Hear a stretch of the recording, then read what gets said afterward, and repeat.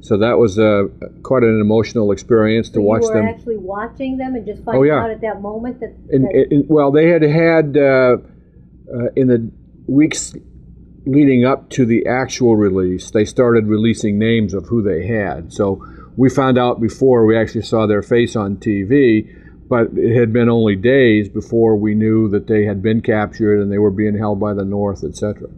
So it was one of the great things to see that happen. And of course, during that same period, the war was winding down in terms of the U.S. Air Force involvement in Vietnam flying combat missions. So that was all happening in real time as I came back. And then we went to Altus, Oklahoma for C5 training for my next assignment. Now, had you flown a C5 up till now? I had not. I had flown a 141 out of pilot training, which is about half the size as a C5. And the C5 was a new airplane at the time, a very large airplane. It was going through some big growing pains as a brand new airplane, which was pushing the edge of technology in many of its systems on board, and still flying to this day.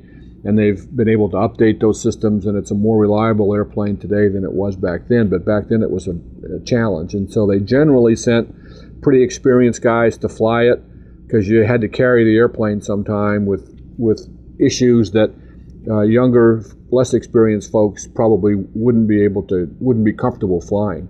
What was the purpose of the C5? C5 carries troops and cargo. It was built in response to the situation in Europe at the time in the Cold War. The U.S. war plans call for the U.S. to have the ability to move 10 divisions of Army troops, 10 divisions, and get them to Germany in 10 days. So very, very large movement. They're talking about tens of thousands of men and a lot of their equipment, although much of the equipment was pre-positioned. So the C5 was built originally to take off from its home base, fly to a Army post or an arsenal someplace in the U.S., load up with equipment and men, and then take off, do air refueling, across the Atlantic, get to the French coast and go low level on autopilot, and land in a dirt strip with this large airplane and offload your stuff, turn around and take off again, hit tankers as you came out from France, and head back to the U.S. So it was really pushing the envelope of technology and gave us an ability. The problem was we couldn't afford to exploit the technology so much, and we never did get air refueling qualified in those early days. I'll talk about when we did get air refueling qualified in a minute, but that's what the airplane was built for. So very capable airplane at the time, very high tech. A large airplane that actually, when it came in, it's high off the ground and it needed to be low on the ground to offload tanks and equipment, and it would actually what we call kneel down. And so it would actually lower itself closer to the ground, the ramps would come down, and you'd be able to drive off tanks or drive on tanks depending on what you wanted to do. The problem was we never knew if we would unkneel once we knelt, and so it had real growing pains. It was a challenge to fly in '73. So I became qualified coming out of Altus, Oklahoma training in the late spring of '73. By October, I had upgraded to aircraft commander because of all the flying time I had accumulated in the C-141 and in the O-2 in Vietnam. And then an event happened which was quite dramatic for the United States and for the state of Israel, and that is during Yom Kippur in the fall of 1973, the Egyptians and the Syrians took Israel by strategic surprise. And Israel, in its defense, their war plans call for a large number of reservists to be mobilized before they actually enter combat. And so their whole premise is that they have strategic warning prior to any combat. And they did not take into effect being actually surprised. They had a lack of intelligence. The Egyptians and the Syrians had done a great job covering what they were planning to do.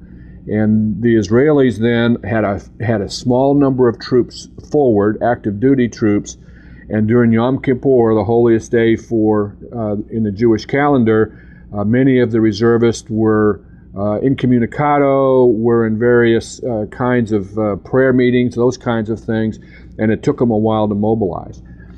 Israel, as you may know, is a very small country with not much room between where they faced their enemies and the sea. And so they were in real danger of being pushed into the sea. In a typical military operation, when you get surprised like that, you fight while retreating and you trade land for time. They didn't have that luxury. They could not trade land. And so they were in a situation where they had to stay in place and fight and die. And so what they sacrificed was their troops, their air force, and a heavy, heavy use of artillery to try to blunt the attack and give time for the reservists to get to the front and get organized into fighting formation to be able to fight the enemy. Israel was in very real danger of being overrun. After a few days, President Nixon decided that we were going to support the Israelis, and we were the only country in the world that was in support of the Israelis. Everybody else was either neutral or actively supporting Egypt and Syria. And so Nixon allowed a few 747s from El Al to land in the U.S., load up with primarily artillery shells, and fly back to Israel. And it was the only airplane that could go all the way from the U.S. to Israel without refueling. And no country in Europe would allow the Israelis or El Al Airlines to land in Europe. So they had to go direct to Israel. They wouldn't even allow overflight clearance. And we had the same problem, was we could not land in Israel either. When President Nixon and Henry Kissinger decided that we were going to support with our airplanes the Israelis, we were not allowed to land into Germany or Britain or any of our bases in Europe as part of NATO. In fact, we couldn't even fly in, take out our own artillery shells and fly them to Israel. We could fly into Germany and load up artillery shells, and then we had to fly out of Germany and head west. And so the only country that would allow us use of their territory was Portugal, that allowed us the use of a small island in the middle of the Atlantic called the Azores. And there's a runway there, and it was a U.S. Air Force base that was very important during the time when primarily airplanes were flown with propellers on them, and you needed to stop there for air refueling. So that base went from a sleepy hollow to a major strategic hub almost overnight. So we would typically fly. I was stationed in Dover Air Force Base in Delaware, and we would fly to a base. You were flying the C-5? I was flying the C-5. And so we would fly to Little Rock, Arkansas, or Portsmouth, New Hampshire, or places like that, load up with either artillery shells, and that's primarily what we carried, but some also specialized equipment, but we'll say for the sake of the story, artillery shells, and then fly to the Azores, and then we would change crews there. We'd go into crew rest. Another crew would take the airplane and fly it from the Azores into Israel. And in order to get into Israel, we could not overfly a country, and so we went through the Straits of Gibraltar and down the middle of the Mediterranean, and we had 2 aircraft carriers stationed in the Mediterranean, and we would overfly the aircraft carrier, and they had fighters on alert in case somebody came up to intercept us on the way in, until we got within range of Israel by 100, 150 miles, and then Israeli fighters would come out and meet us and fly on our wing as we would go into primarily Tel Aviv, was the primary place we went into, offload our cargo, and then fly back out again. And so we did this for several weeks. The operation was called Operation Nickelgrass. The war nickname is the Yom Kippur War. It was very interesting. I flew a few of those missions as a young aircraft commander, and it was, as I said, fly into the Azores and wait for the next airplane coming through after crew rest.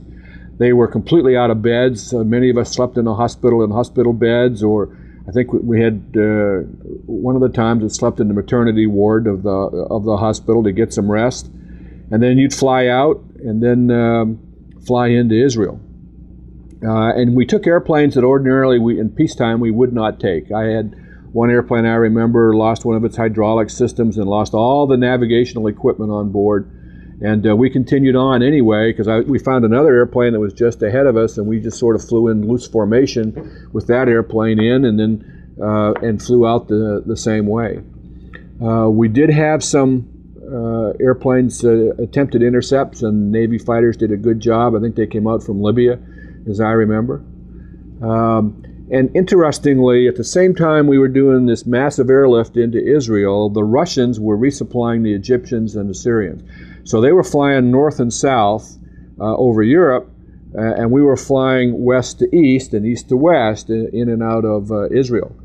And and we flew a heck of a lot more than they did in terms of tonnage. The Israelis needed what we were carrying so badly that we would go into Tel Aviv. We would be met at the airplane by El Al stewardesses with roses and bring us in and feed us while we were filing and the airplane was being offloaded. And then they had on our coffee table in this room, they had all these postcards, and they were from Israeli school children, and they would say something like, "Dear American pilot, thank you for saving my country," which was very touching, having come from Vietnam, where there was great animosity amongst the population because the U.S. had been there a long time, everybody was tired of war and all of that.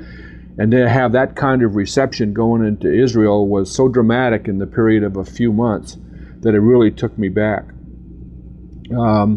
We often were met at the airplane with Israeli volunteers, many of them American Jews who had gone to Israel to help in the war effort, and they would literally help with the offload of the airplanes. And they'd take these artillery shells, they'd put them on trucks, and the trucks would drive up to the Golan Heights. And I'm told that within 6 hours after landing, these artillery shells were being fired through artillery shells at the enemy. So it was a very close thing for the Israelis. The Israeli Air Force lost a lot of airplanes, and we flew some F-4s, air refueled them en route to Israel, and these airplanes would very often land. The Israelis would pull off the runway, an American pilot would get out. They'd upload it with weapons, paint out the U.S. markings on the tail, gas it up, and an Israeli pilot would jump in, and within a half hour it was flying combat flown by Israeli pilots. So it was that close a thing for Israel. So over a period of 2 weeks or so, the Israelis had mobilized.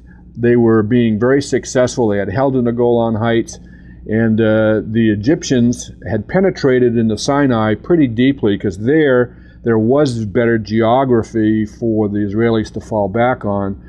And after mobilization, they started the counteroffensive, and they were being greatly successful. And I remember the last mission I flew, by then the Israelis had an entire Egyptian army division surrounded, and they were about to kill them all. And President Nixon stopped it because he thought it would be a tougher peace if that kind of carnage occurred. And so he forced the Israelis to stop. And that mission, we were not met by El Al stewardesses with roses, and we didn't have postcards from children, and it was a different sort of feeling because there was blood on the water, and when you're in a fight like that for your life, like the Israelis were, they were ready to soundly defeat the enemy. And so Nixon had gone from very high popularity to great resentment. But as a young pilot, it was very interesting to watch all that and be part of all that. And you know, great pride as to what our country did. And of course that was during the days after that of the oil embargo, and the reason the Europeans wouldn't help was largely about oil. And now, were you still a captain, or had you? No, I was a captain. I was still a young captain. I was still, see, this is 1973, so I'd only been in 5 years, and so I was still very early in my career. So 1973, I was 27 years old. And that's the kind of responsibility we still give our young people. You know, the average age on an aircraft carrier is about 20 years old. 6,000 men and women on an aircraft carrier, and the average age, when you average them all up, is about 20 years old. And that's the thing about the U.S. military. It's a young person's game. And when I think of being 26, 27 years old, making the decisions I was making, the responsibility I was given, it was it's a wonderful thing. So that was the Israeli airlift. It finished in November of '73, and then after that, it was the more routine flying of the C-5. And were you still located at Dover? I was at Dover from 1973 until May of 1977, flying. And there I was, again, honing my aviator skills, upgraded to instructor pilot, upgraded to flight evaluator, was a wing flight examiner. So given responsibility for that, I'm trying to think if there was any more dramatic conflicts in those days. I think it was more the routine flying to Europe and to Asia, to South America. Very interesting missions. Flew a lot. Would get 60, 70 hours of flying time a month, pretty typically. As a flight examiner, I would get more than most. What does a flight examiner do? He checks other pilots. When the pilot is ready to upgrade from co-pilot to aircraft commander to instructor pilot, they require check rides. And so a flight examiner goes in and you quiz them, watch their aviator skills, give them simulated emergency procedures, and make sure that they have all the skills that they need to perform to the next level. And then every pilot, every crew member, in fact, gets a check ride at least once a year. So you spend a lot of time doing that if you're an evaluator. Is this in all different aircraft or just the C-5? Just the C-5. Just the C-5. So by now you must be pretty expert at the C-5. I had in the 4 years, I probably got between 2,500 and 3,000 hours in it, something like that. So I had a lot of flying time. I was by then, although junior in rank, pretty senior in terms of experience in the C-5, although in those days we had a lot of experienced guys in the C-5 because of the unreliability of the airplane. We tend to put more seasoned pilots in the airplane. How large was the crew for the C-5? That was always a joke amongst other guys driving airplanes because it's a pilot, co-pilot, navigator, 2 flight engineers, and 3 loadmasters. That was the minimum crew. And then if you had long missions, you'd carry an extra pilot and an extra navigator. And so you could easily end up with a dozen guys. And very often as a young captain, I would be the senior guy on the airplane in terms of experience and authority. But for example, my navigator was a major. He was actually outranked me, except when we were in the air. And then I took over. Not unusual. Interestingly, coming out, one of the lessons in the Yom Kippur War is that we needed to take advantage of the air refueling capability of the airplane. So one of the things I got to do in that time frame, 75, 76 time frame, is initial cadre of becoming air refueling qualified in the C-5 and then teaching other guys how to do air refueling behind a tanker. And so while guys who flew B-52s and other kinds of airplanes had done it for years, it was new in the airlift business. And that continues to this day. The C-5 would refuel other planes? No, it would take gas. Oh. So for example, another thing we used to do all the time, this was when the Shah was the guy in Iran, and he was buying a lot of U.S. equipment. And we would take a mission and we'd fly from Dover to Amarillo, Texas, go into crew rest, come out the next day, load up with Bell helicopters that he was buying, and then fly from Amarillo, Texas, direct to Tehran, Iran. And we'd normally hit 2 tankers over Canada, and then 2 or 3 tankers over Spain on the way to Tehran. So you'd hit roughly 5 tankers. The flight was around a 20-hour flight, and go into Tehran, and then go into 24-hour crew rest in Tehran. And we'd stay at the Intercontinental Hotel, and to kill time, after we would eat and get some rest, we would stand out in front of the hotel and watch car accidents. Was a typical thing to do for us because they were just occurring all the time. And that was the recreation in Tehran in those days. But that was a typical mission. So you'd go up behind a KC-135, which are still flying today. They're now the average age of the U.S. Air Force tanker fleet is about 50 years old. So in those days, they were 15, 20 years old. And you'd take gas from behind them up to as much as 100,000 pounds of gas from each tanker, depending on how much gas they had, how much gas you needed, etc.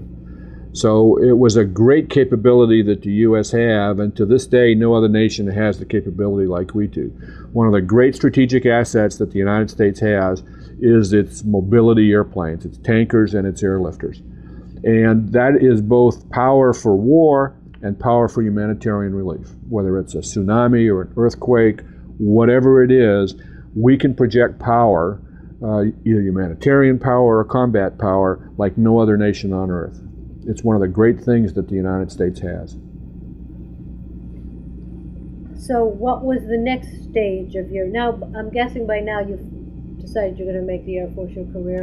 Interestingly, when I came out of Vietnam, my father-in-law, my wife's parents, they lived in Chicago, and my father-in-law had been a World War II B-25 pilot, and he got out right after the war and went into business and became very, very wealthy and very successful as a contractor building suburbs after World War II.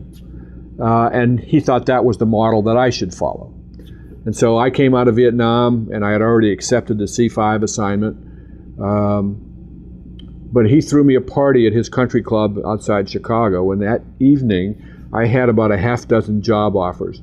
A guy who owned a steel company, a guy who owned a moving company, a senior pilot from United Airlines, and a couple others, 2 or 3 others. And I told him I loved what I was doing in the Air Force. I came out of Vietnam very motivated, and even though those were very dark days for us in terms of resources in the Air Force, coming out of Vietnam, I wanted to stay in the Air Force. And he didn't quite understand all that. And then in 1977, I left flying for 3 years and went to the Air Force Academy. It was a chance for me to command. And so I had assigned to me a cadet squadron. I taught military studies at the Academy on the military studies faculty, and then I had a cadet squadron assigned, which was a great job, and I learned so much about command and leadership during those 3 years. And at one point, I think 1978, my father-in-law, mother-in-law came out to visit us in Colorado, and we were watching a cadet parade in front of us. And they were playing, at one point, the national anthem, and the cadets looked great that day, and they were marching well. And I looked over at my father-in-law, and he had tears coming down his cheeks. And he says, "I know why you stayed in." And from that time on, we were cool. We were okay. He understood that I liked that life, and he got it. So that was a great experience for me to see that change in him and our relationship.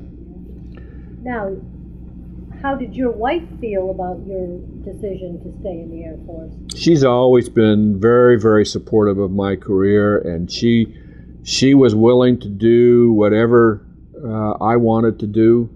By this time, my daughter had been born in 1973, coming out of Vietnam when I came home, and so we had 2 small children. We both enjoyed the Air Force life. In those days, you pretty much lived on base, and your social circle were people on base in the Air Force with very similar experiences.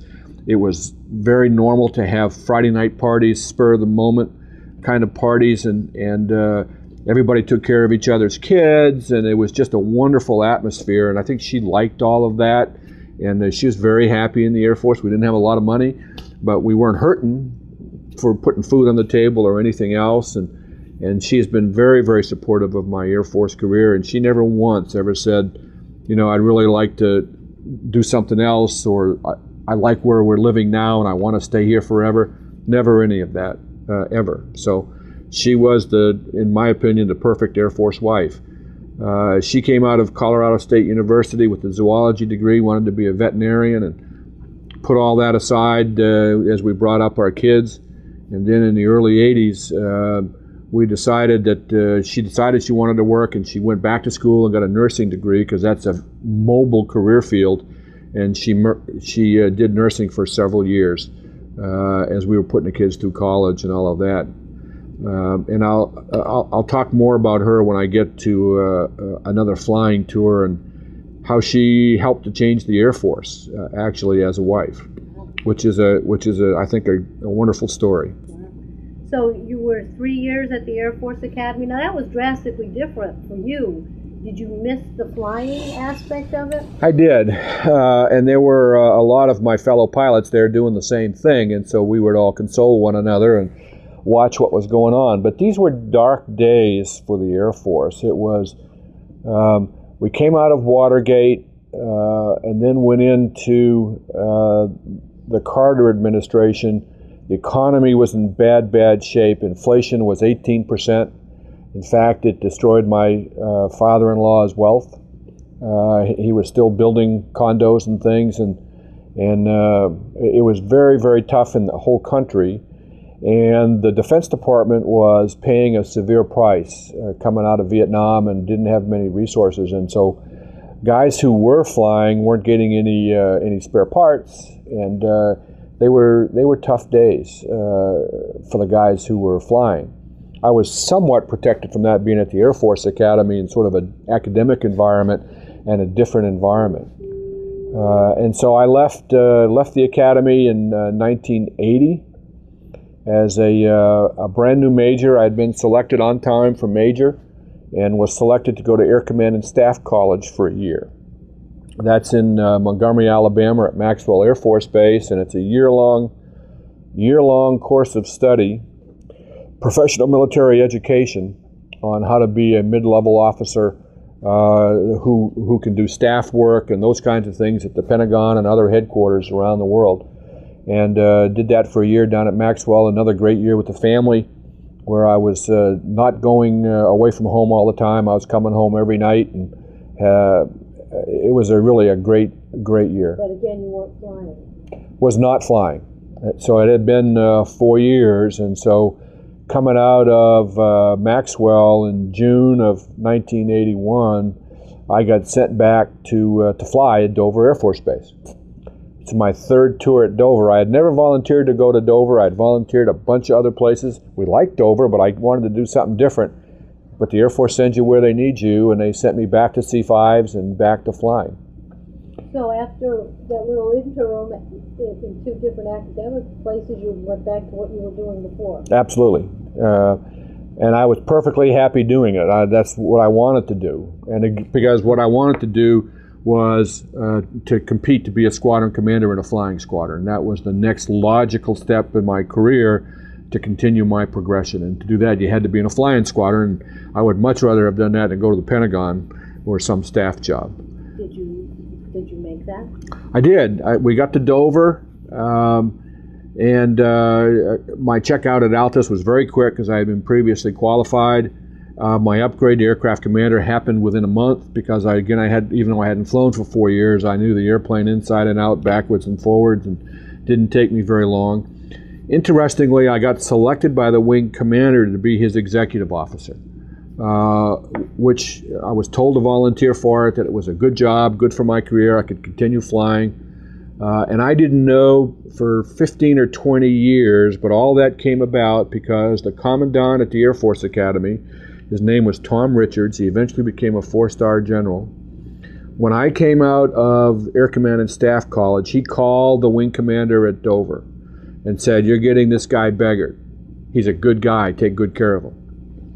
And I didn't know anything about that conversation, and was flabbergasted to find out years and years later that conversation had occurred. So I got to be the wing executive officer and did that for a year and a half. And then a different wing commander selected me to command the 3rd Military Airlift Squadron at Dover. So it was my second command, first time I command a flying squadron. And again, a great experience. Those squadrons in those days were large by flying squadron standards. I had about 450 people in a squadron. There were only 2 flying squadrons on base. We had 36 airplanes, so roughly 18 airplanes for each squadron. Very busy time. We were doing a lot of missions. The airplane had kind of come into its own by then. We did Grenada, which was a very interesting operation that we did. And that was the first time. It was a very quick operation. The plans for Grenada were kept very quiet, were kept from everybody. We literally had a weekend's notice that we were going to invade. And I can remember walking down the hallway of the squadron and picking guys out who were going to be the aircraft commanders on the initial surge down to Grenada. And had I had more warning, I would have kept the more experienced guys home and saved them, but it was a pickup game for us, and you just did the best you could, and you wanted to mix and match pilots and co-pilots and engineers and navigators to maximize the experience on board, and take inexperienced guys and put them with experienced guys. And I felt a sense of responsibility as a squadron commander sending guys into combat. I'd flown a lot of combat myself, but this is the first time I get to pick faces and people that I knew and send them into combat. And that's different.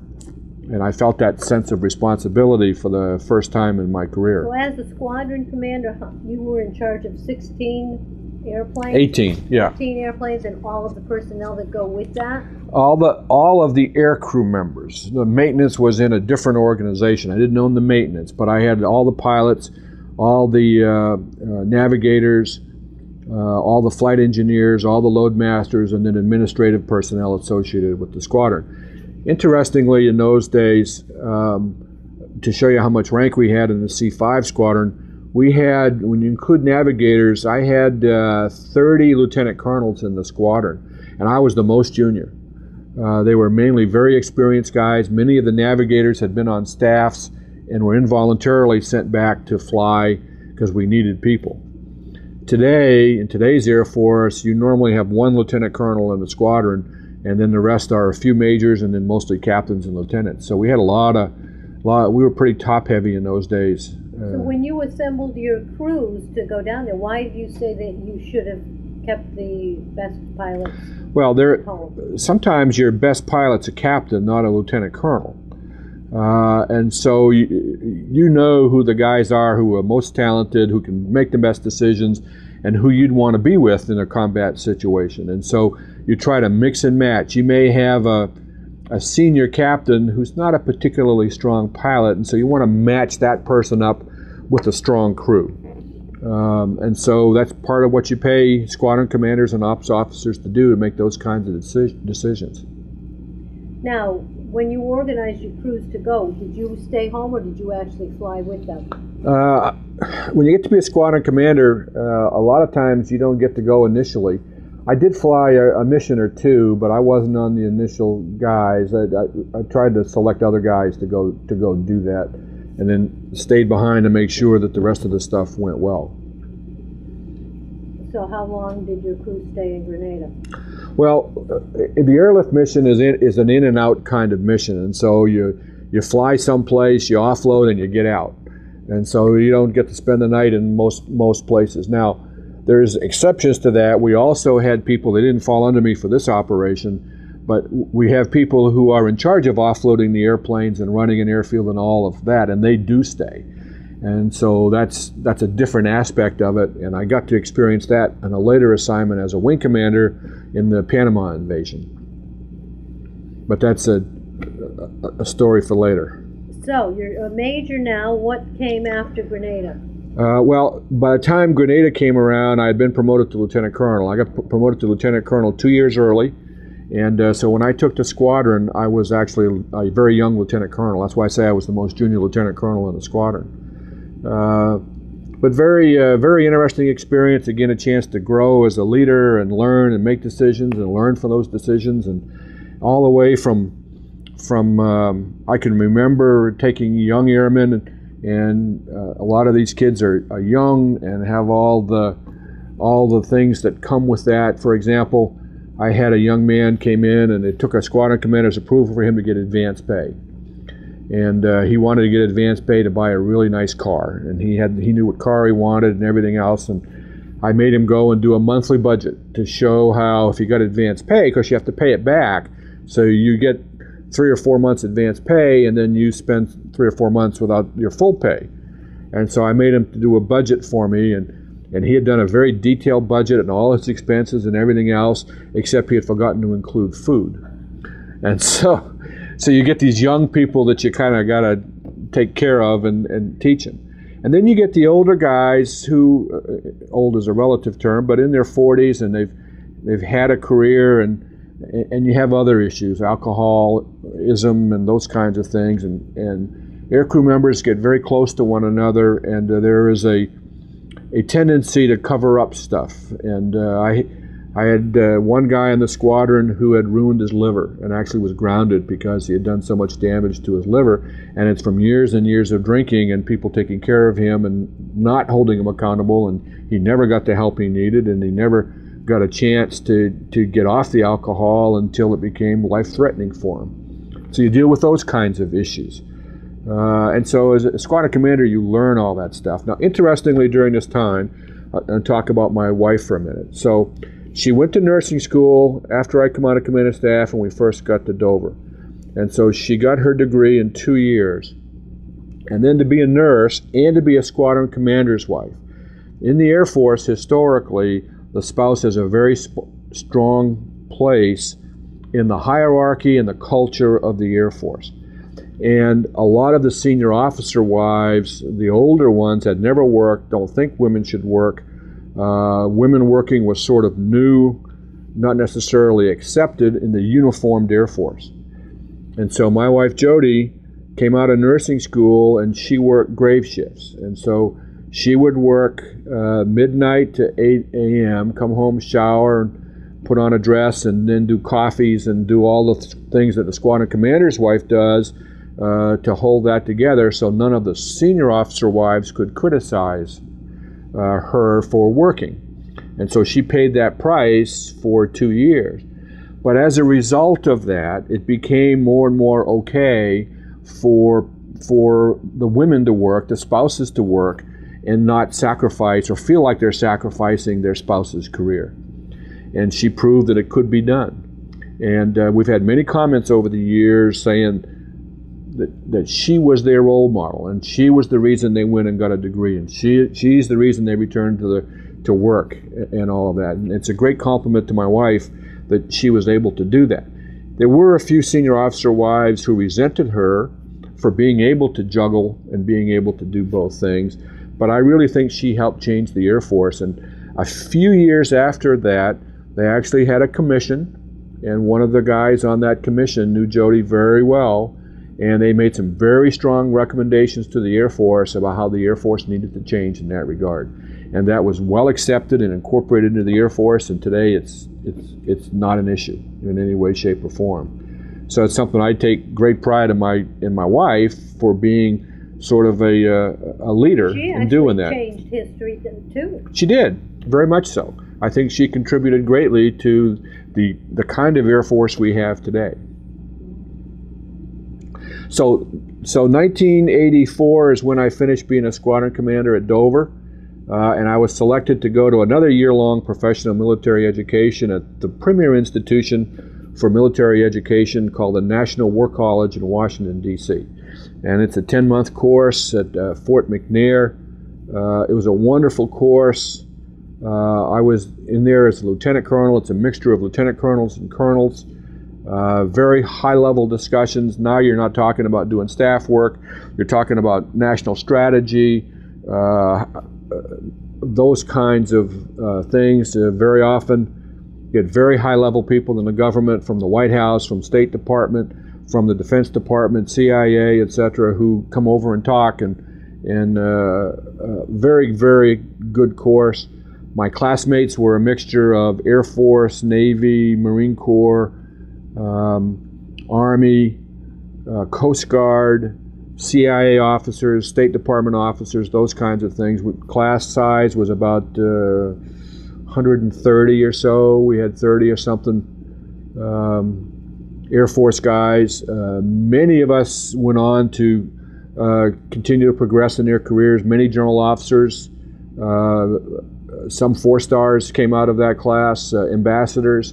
So it was a really good year of expanding your brain and learning a whole different aspect to the military experience and what we bring to the country, and how to be a better senior officer. So what I did coming out of there is we again moved the family again. By this time, my son is coming into high school. My daughter's still in elementary school. we bought a house in Virginia, and I volunteered to go to the Pentagon for my next assignment. Was lucky enough to get a job in the Pentagon in what's called the programming business, and that is putting together the future Air Force budgets, and did that for 3 years. So we ended up with 4 years in Washington, D.C., between the War College and 3 years at the Pentagon. And during that 3 years at the Pentagon, I got promoted to colonel. And it was early. In fact, I didn't expect to get promoted early, and I had a call one night at home, and it said I worked for a 2-star who worked for a 3-star. The 3-star was General McPeak, who eventually became Chief of Staff of the Air Force. And I got a call at home one night, and he said, General McPeak wants to see you at 7:30 in the morning. Okay, not unusual, but different. And so 7:30 in the morning, I'm at our office, and there's, I think, 3 other guys there, and none of us knew exactly what we were there for. And they said, okay, General McPeak, we'll see you now. And he came into his office and stood at attention in front of his desk, and he was writing something, and he looked up and said, Colonel's list is going to be released 10 o'clock this morning. You're all on it. I'm going to expect a hell of a lot more from you from now on. You can go back to work. And that was it. That's how I found out. General McPeak wasn't the warmest guy in the world. Didn't shake our hand or anything, just said, go back to work. And so we got in the outer office, we kind of looked at one another, we said, I think that was good news. And so anyway, that's when I got promoted to colonel, and I left the Pentagon as a colonel. I left the Pentagon in the early spring of 1988 as a colonel, and was sent over to be the vice commander at no other place than Dover Air Force Base, which is the last thing I wanted to do in terms of location. Again, I love Dover. I love the people of Dover, but been there, done that. But several times. Yeah, but the wing commander had been fired, and they needed to get a vice wing commander because they moved up the existing vice wing commander, a guy by the name of Keith Tedrow, to be the wing commander. And so I was moved probably earlier than they wanted to, and back to Dover. What are the responsibilities of a vice wing commander? To do whatever the wing commander wants you to do. So the wing commander owns everything on base. And in the case of Dover, one of the new responsibilities is the mortuary at Dover, which is the DoD mortuary. I had some experience when I was there as a squadron commander, only from the standpoint as we had the Beirut bombing, which killed 240 or so U.S. Marines, and they all came through Dover over a period of about a week to 10 days. You were there at that time. And I was there. My wife and I would go out for each arrival ceremony when the bodies came back, and kind of put our arms around the families that had shown up for the arrival of their loved ones. And so we had that experience. And then as a vice commander and wing commander, you have direct responsibility in those days for the mortuary. And so when an operation is going on where there's casualties, you go over to the mortuary and you make sure everything goes good, because many of the people who work in the mortuary are actually volunteers. They carry the bodies from station to station as they go through identification, cleanup, getting dressed, put in a casket, etc. It's a very somber kind of job, but an important job. And a lot of times these bodies are not in good shapes. They're horribly burned, or they've been found after being out in the jungle for days. And these volunteers can experience a certain kind of stress associated with that. It's important that you're there, important that you show up, and important that things go well. So that's one of the things the vice commander does. And it's about 7,500, 8,000 people in the wing, so it's a big operation. There's plenty to keep 2 guys busy at the top. Of course, I had an advantage because I'd been to Dover 3 times prior. I knew all the civilians. I knew where all the skeletons were in every closet, and I did that for a couple of years before I moved up to be the wing commander at Dover. And I became the wing commander at Dover in the fall of 89. And I remember 89 because we were going on a cruise. We had a family cruise. We had never been on a cruise before, and I had tickets over Christmas to take my family on a cruise, and we decided to invade Panama instead, and so I lost my money for the cruise, and I haven't taken a cruise until this year. It was the first time I've taken a cruise. I decided to wait until I had more control of my schedule. But in any case, we invaded Panama, And it was my guys that went in to help open up the airfield, and were on the ground the entire time. Advance notice than yeah, this was a pretty well planned operation. We didn't get called at the last minute. We were part of the planning, and there was a lot of special ops involvement in this, and big airdrop associated with it. And because my guys were going to operate the airfields in Panama, they were in on the planning and all that stuff. So it was a very well done operation. We had to get Noriega out of there. I had been to Panama several times prior to that. I knew how important it was in those days strategically. And so it was an interesting operation. It went very well. We did have some casualties, so unfortunately the mortuary got to operate again. But they were pretty minimal given the size of the operation, and it went very, very well. How involved were you with the actual strategic planning? That's done at a much higher level usually, and you get in at the execution level and you put up a red flag to say this is not going to work, or this timing's not right, or you're more though at the operational end trying to figure out and make sure that you put the right stuff on the right airplanes and that they're sequenced properly, all of that, and that what you can control goes very well. But the strategic stuff, the sequencing and flow and all that is done at a higher level.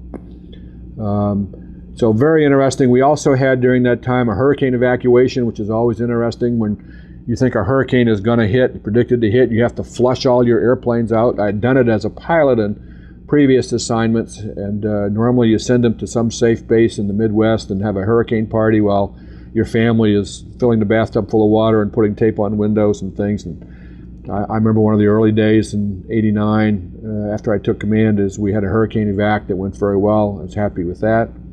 Then we did the Panama invasion, and then we had a commanders conference at Scott Air Force Base where the 4-star lived in January of '90. And H.T. Johnson was the commander, and he had made a visit to Dover already, and he liked Jody and I think in later years learned that he was impressed with what we were doing, and he had been to the mortuary, and everything was good. So he called me out of the conference at a break and said, "Come in my office for a minute." And he was staring out his window, and he said, "You've been to Dover too much." And I said, "Yes, sir." I said, "Sir, I've never volunteered to go to Dover. The Air Force has always sent me there." He says, I know. I said, "I got that." He says, "But I want you to be promoted, and in order to get you promoted, I need to send you someplace else." And I said, "Sir, I'll go wherever you want me and do whatever you want. It's never been an issue."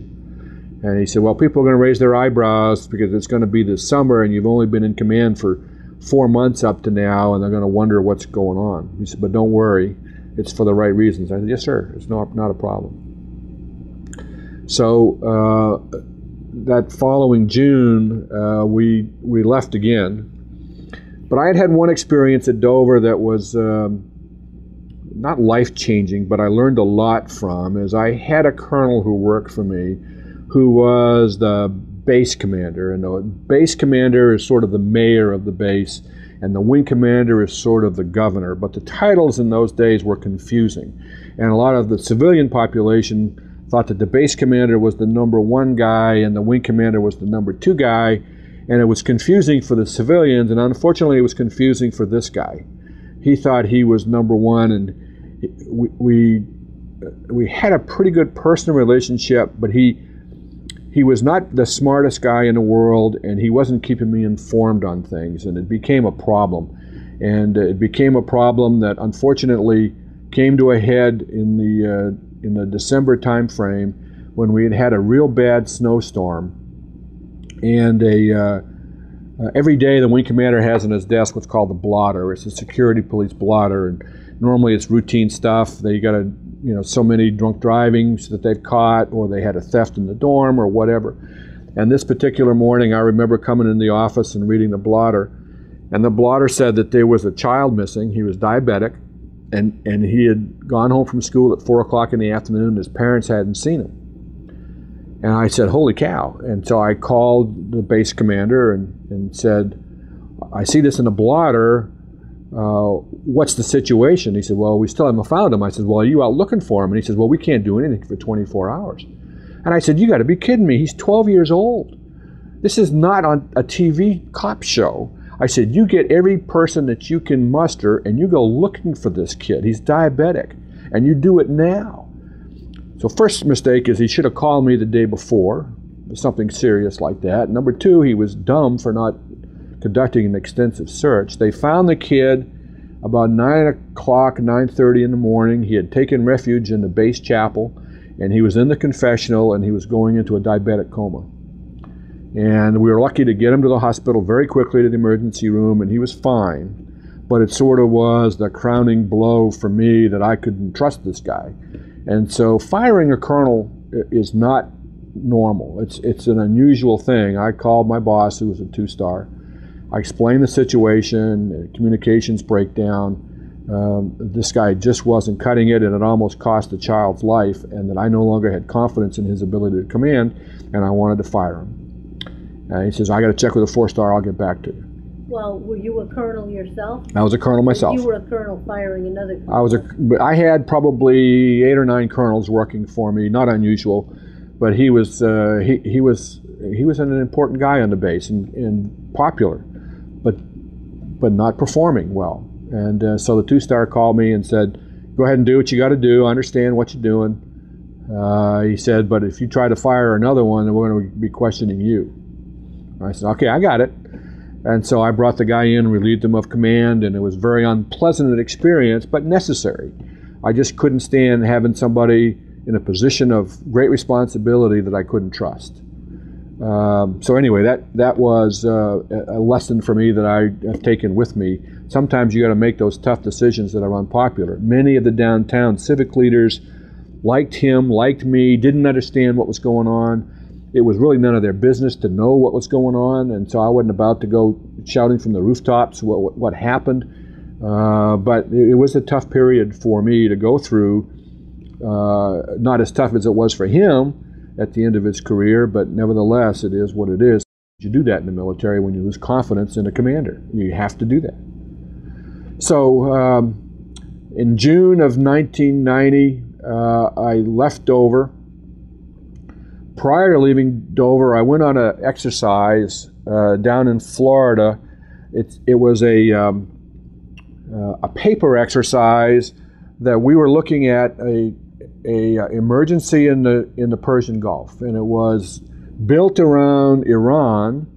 And we had done, it was a week-long thing. I was a senior guy to do mobility for the exercise. The senior Air Force officer there, who was the senior guy for the exercise, was a guy by the name of Chuck Horner, who later became, in a few months, Schwarzkopf's Air Force guy in the Gulf for Desert Storm and Desert Shield. So we did this week-long thing, and I worked with General Horner on this exercise, and that whole group of people that did that exercise that were on General Horner's staff all got picked up and got to spend a year in Saudi Arabia fighting the Gulf War, which was interesting. So I go out to Travis Air Force Base in California, took command in June. Travis at the time was the largest wing in the Air Force, had C-141s and C-5s, 70-plus airplanes, 4 flying squadrons, 4 reserve flying squadrons, very large medical center, a numbered Air Force headquarters where my boss resided. Had about almost 12,000 people in the wing, 18,000 on the base. Big operation. Very interesting, and of course I was there only for 6 weeks or so when Saddam Hussein invaded Kuwait, and we went to war. And so we spent, in fact, I landed in Dhahran, Saudi Arabia in the first week of August, literally days after the invasion, and we had made the decision to make sure that the Iraqis were not going to get into Saudi Arabia. And I flew a number of missions over a period of months to the Gulf. I had many of my people deployed. We used all of our airplanes. In fact, some of them that were in heavy maintenance in various depots were accelerated out of the depots, and we were literally at a sprint from early August of 1990 until March of 1991, when we started bringing the troops home after successfully defeating Saddam Hussein. So I had probably at any given time, probably 3,000 people deployed. A lot of the reservists on the base were mobilized and brought onto active duty, and we set up lines for that to get them activated and get them back, get them into the mission flow. Very interesting time. I was able to sneak in an F-15 sortie because a friend of mine was a wing commander of an F-15 wing during that time, and I was flying over Iraq during the early days of Desert Storm in the back seat of an F-15 with a young captain in the front seat, and I was thinking to myself, I sure hope a MiG doesn't come up because two bad things are going to happen. I said, number one, I'm going to get shot down and my wife is going to kill me for being up here as a non-qualified pilot who shouldn't be in this seat. Number two, if we shoot down a MiG, my boss is going to find out about it. He's going to fire me for being a wing commander. And luckily that didn't happen. It was an uneventful mission. But it was a very good experience, the Desert Shield, to see the American people so supportive of the U.S. military and what we were doing. We had the Jelly Belly factory was right off base, and the owner of the Jelly Belly factory was very supportive, and we would carry, every time we flew a mission, we carried a case of Jelly Bellies to the troops in the Gulf, and we had all kinds of stuff that people would give us to take to the troops. It was just a wonderful time to be in uniform. What was your job at Travis? I was the wing commander. I was the boss of the wing. And as the wing commander, you can leave and fly missions yourself? Yes. Oh, yeah, I did. Yeah, the wing commander is expected to be qualified in the airplane and flying missions and all that, and I did. So your missions during Desert Storm were in the C-5? And 141. I had both. Primarily C-5, but I had both and I was qualified in both, so I flew both. Now, how is the 141 different? 141 I had flown right out of pilot training. It's about half the size of the C-5, so it's a smaller, almost duplicate, still cargo. Still cargo. One mission I remember in particular, which was interesting, was we flew out of Travis. I flew it into Salt Lake City, into Hill Air Force Base, where there's a very large cache of weapons. And we loaded up with 500-pound bombs. The B-52s were running out of bombs. It was in the middle of the war, and normally you send bombs by sea lift because they're very heavy, dense, not a very good way to use airlift. But they were running out, and so they needed them. So we loaded up with bombs.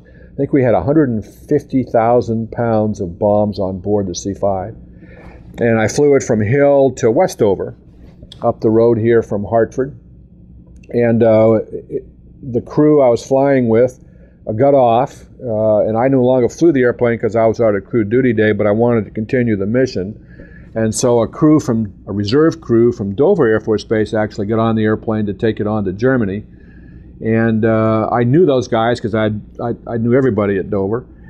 And so I flew in the jump seat, and the pilot and co-pilot were up there, both guys that I knew. And we took off, and right at liftoff, as we were rotating, full of fuel and full of bombs, we went through over 100 birds. And number 4 engine came apart and threw shrapnel into number 3. So number 4 immediately had a fire that went out. Number 3 started to overheat. We didn't know about the condition of number 1 and 2 engines. And so we took off, and I told the engineer to start dumping fuel immediately, and we came back around and landed successfully. And all 4 engines were damaged. All 4 engines had to be replaced. The slats had to be replaced. Flaps had to be replaced. The radome was damaged and had to be replaced. So the airplane sat on the ground for quite a while. And had the pilots not been so good and doing the things they should have done, we'd have been a big smoking hole in northern Connecticut or southern Massachusetts. But it all came out okay, and it was all good. So I went on to Germany, and then typically you went from Germany down to somewhere in the Persian Gulf, either Tehran or the other bases that are along the Gulf. One other mission that hit home for me is I was in my office at Travis and got a call that one of my airplanes was down, had crashed in Germany. And of course you're assigned airplanes by tail number, and so one of my tails went down. It turns out that this airplane was being flown by a Kelly Air Force Base reserve crew, and they had a thrust reverser that they did not know was not locked, and it went into full reverse. The engine did on takeoff, and immediately threw them in an uncontrollable situation, and they crashed right after takeoff into the trees at Ramstein Air Force Base, and there's still a big swath of land at Ramstein where the trees were knocked down and all that, and several of them died, and it was some of them survived, and it was one of those bad phone calls you never want to get. I felt very badly for the Kelly crew and families, but happy that it wasn't Travis crew and families, and the crew hadn't done anything wrong. They had to have been clairvoyant to know how to recover from that, but it's one of those things that happens in the aviation business. But that was a particularly bad day at Travis. Do you have any other memorable experiences from Desert Storm? Just how hard everybody was working. I remember we picked up some Marines early on, right after the invasion down in the LA basin, and flew all the way to a remote base just south of Kuwait. And they had their 2-star commander on board, and I can remember lowering the front ramp of the C-5, and they were walking off, and the 2-star stopped, and he turned around and looked at me, and he says, "Don't forget to pick me up when this is over." I said, "Yes, sir, we'll be back, don't worry." So I got a lot of memorable experiences like that from those days, as we were literally carrying a lot of people off to war. And of course, the war itself, the combat went very, very well from our standpoint. The air war was meticulously planned and carried out. The big swing that Schwarzkopf had designed to encircle the Iraqi army worked great, and a lot of airlift allowed that to happen, C-130 missions. And so it was just a time of great pride to watch all that happen. And then one of the great experiences in March and April, when we started bringing the troops home, and they would come by chartered airplane into Dover or by our airplanes, but mostly charter airplanes. And all these people from downtown and the families and a lot of Vietnam vets would come out and meet the airplane, and American flags and the band, and it was just terrific to see the change from my experience coming out of Vietnam compared to the Desert Storm experience. And it was just, I mean, on more than one occasion, I had literally had tears running down my eyes to watch the happiness from the families and the troops, and this wonderful victory parade that seemed to go on as the troops came home. It went on for days, and it was just a terrific experience.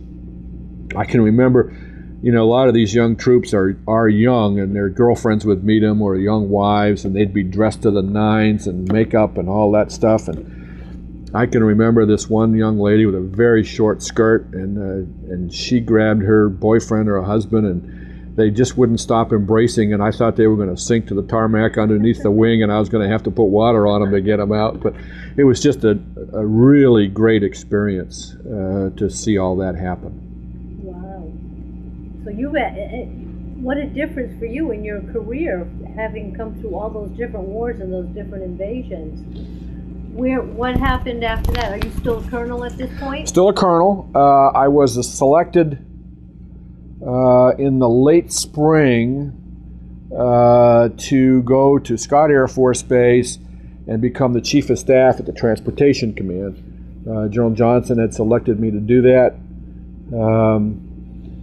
But Travis wasn't quite finished with me yet. In early June, just before I changed command, Mount Pinatubo blew up in the Philippines and destroyed the Navy base at Subic and Clark Air Force Base.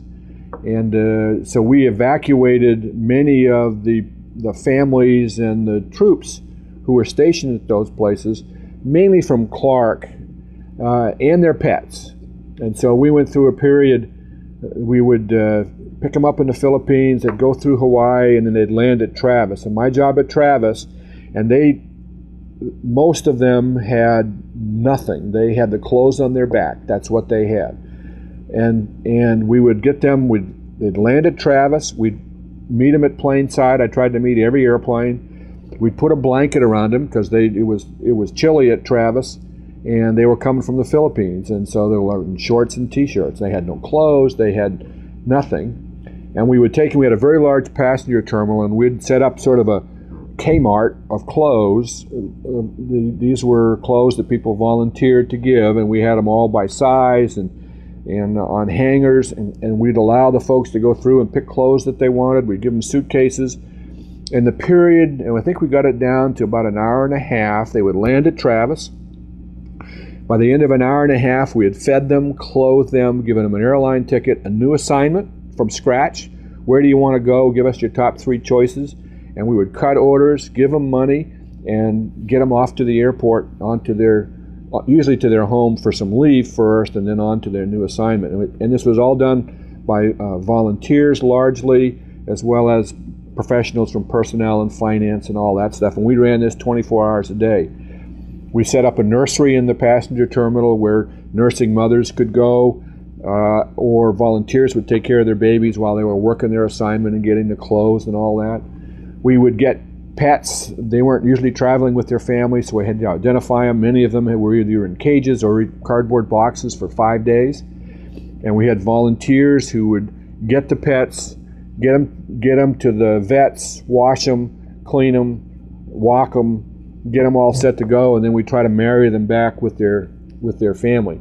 And it was just a great operation. It ran really well. We had wonderful thank you letters that came back to us because of all the great volunteers at Travis. And it was one of those things that you don't hear much about, but I take a lot of pride in for the way that the people at Travis were able to respond and how well the Air Force took care of its own, as well as the other services. It was a great way to finish my Travis tour, to do that.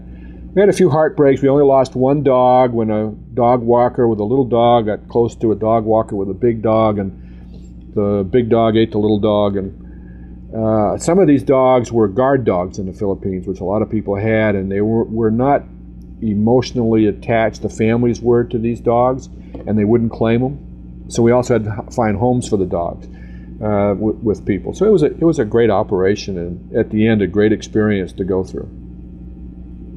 So that was Travis Air Force Base. I was only there for, I think, 13 months, but it was a very eventful 13 months. Then you went to Scott? In the summer of 1991, I went to Scott Air Force Base as the Chief of Staff at the Transportation Command, which is a relatively new command. It had only been in operation for a couple of years. In fact, one of my first tasks was to organize the move into the new building that had just been built. As we organized the command, we were learning a lot of lessons out of Desert Storm that we had to incorporate. And General Powell was the chairman of the Joint Chiefs, and his task was, it took us 6 months to get to the Gulf for Desert Shield, Desert Storm. I want to be able to move that many people and that much force and do it in 45 days. So we ended up buying new airplanes. We ended up buying very large ships as part of the Navy fleet to be able to carry equipment and stuff, 18 what's called large medium speed roll-on roll-off ships as a result of all that. And I was lucky to be in the middle of all that as the Chief of Staff during some of those decisions, and I learned a lot, and did that until a new commander came in. By then I had pinned on my first star. General Johnson got me promoted to 1 star, and a guy by the name of General Fogelman came in. He eventually became Chief of the Air Force, but he got promoted to his 4th star and came in as Commander of Air Mobility Command, dual-hatted as Commander of Transportation Command, and he decided to make me his Inspector General, his IG. And so beginning in